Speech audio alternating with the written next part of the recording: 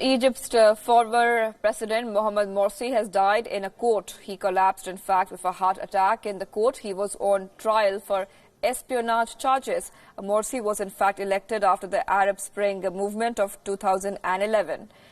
Those protests saw the end of President Hosni Mubarak's 30-year rule. Now, Morsi was in fact then deposed following mass protest and a military coup in July 2013. He served just 1 year of a 4-year term. His organization, the Muslim Brotherhood, has been in fact outlawed in Egypt. We spoke to our West Asia Bureau Chief Daniele Pagani, and here's what he had to say. Definitely, yes. We are talking about a very, very high-profile death. We are talking about the man who won the trust of the Muslim Brotherhood. Remember that the Muslim Brotherhood is, across the Muslim world, perhaps the most powerful and more radicated, rooted, I would say, organization of followers of the Muslim faith who wanted to be part of the political, say, in their countries. In Egypt, particularly the Muslim Brotherhood, which Morsi represented, had millions of followers. It is from Egypt that it hailed, it is there that it was born.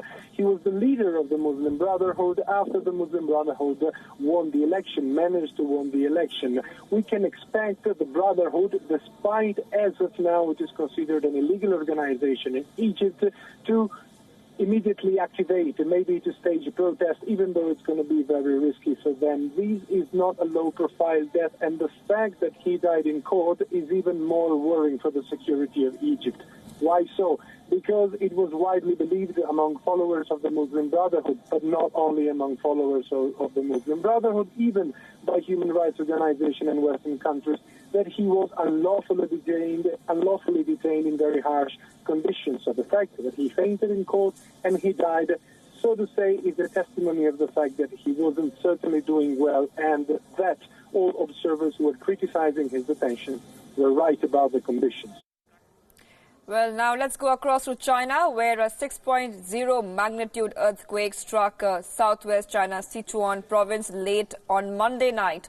Now, this was followed by a smaller earthquake of 5.2 magnitude. Chinese state media says that, in fact, 11 people have been killed so far. Over 100 people have been injured. The U.S. Geological Survey has said that both the earthquakes were at a depth of 10 kilometers or 6 miles. The quakes were centered near, in fact, Changning County.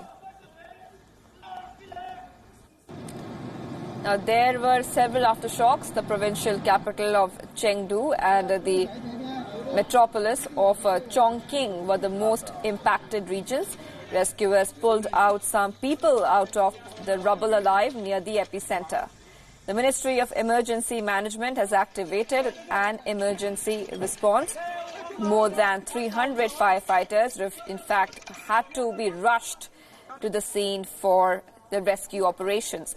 The government has dispatched 5,000 tents, 10,000 folding beds and 20,000 quilts to the quake-hit areas.